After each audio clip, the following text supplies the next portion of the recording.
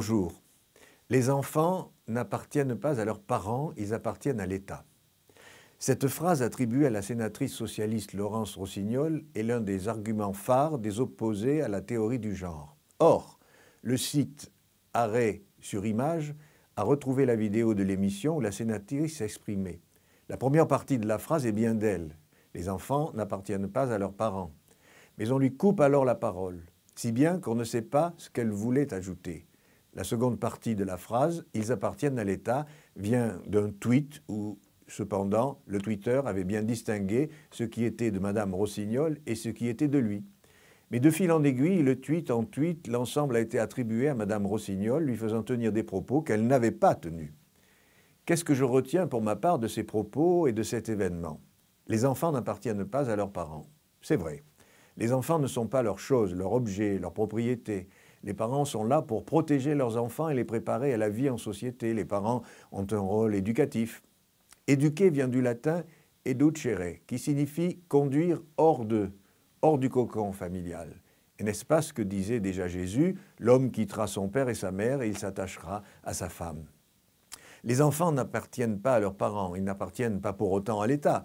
Ce sont les régimes totalitaires qui ont cette conception, cherchant par tous les moyens à arracher les enfants à leur famille, leurs racines, pour les modeler à leur guise.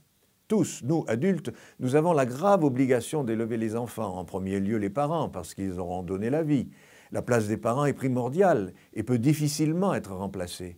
La famille est le premier lieu d'acquisition des manières de vivre ensemble dans le respect mutuel. L'école ensuite, mais en appliquant ce principe que Jules Ferry exigeait de ses instituteurs. Je le cite, « Si parfois vous étiez embarrassé pour savoir jusqu'où il vous est permis d'aller dans votre enseignement moral, voici une règle pratique à laquelle vous pourrez vous tenir. Demandez-vous si un père de famille, je dis un seul, présent à votre classe et vous écoutant, pourrait de bonne foi refuser son assentiment à ce qu'il vous entendrait dire. Si oui, abstenez-vous de le dire. » On aimerait que ce principe soit aujourd'hui encore suivi.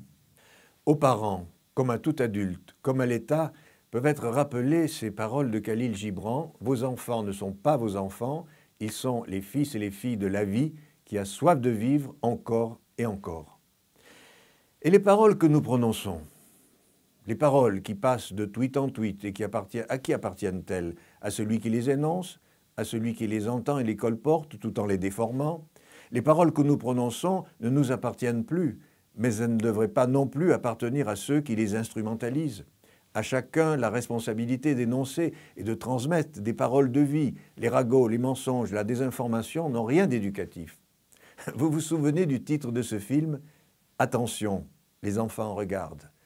Nous devrions y penser plus souvent. À bientôt.